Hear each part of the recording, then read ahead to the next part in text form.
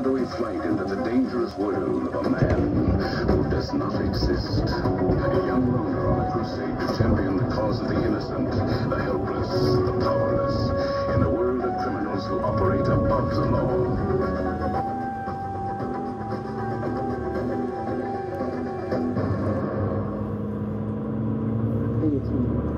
Welcome to Mafia Jan.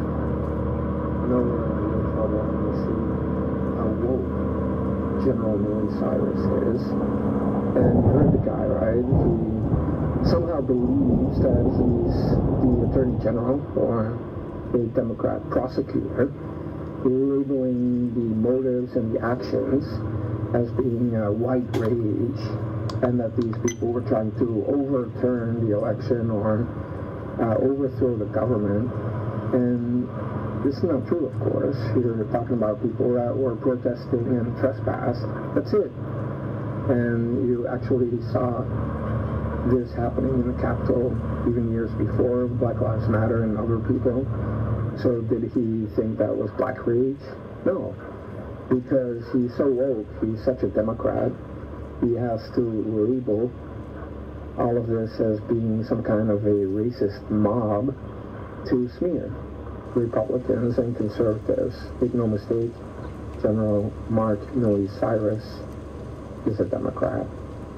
And it's very dangerous because our military is supposed to be apolitical, but the chairman of the Joint Chiefs, Mark Millie Cyrus, and the other chiefs, they're all woke as hell.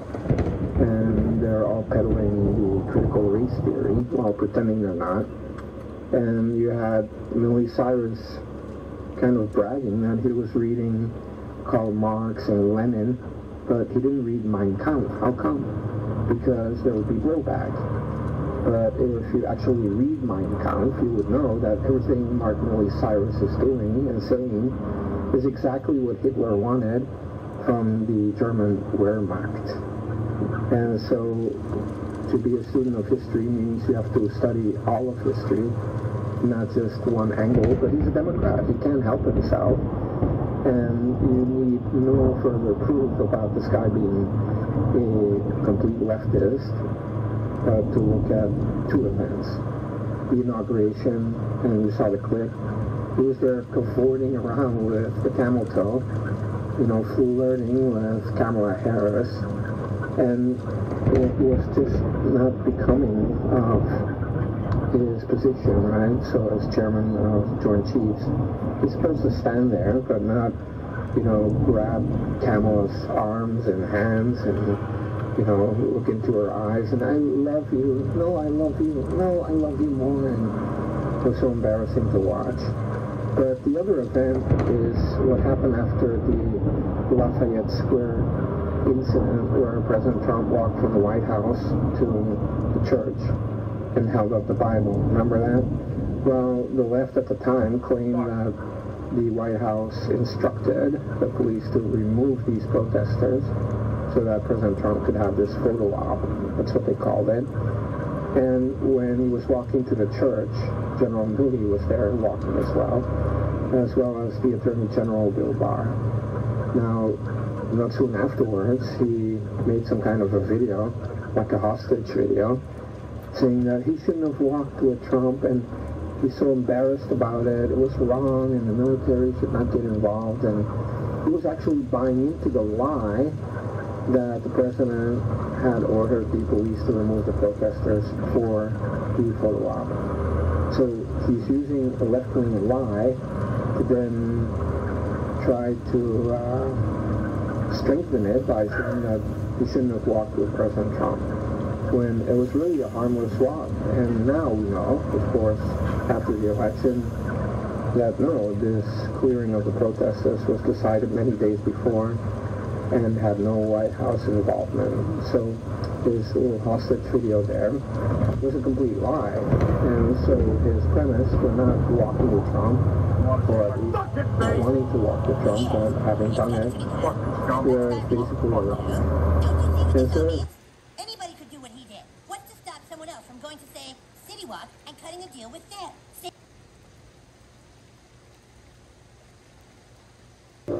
So definitely, and so much appropriate concern about January 6th. What happened that day?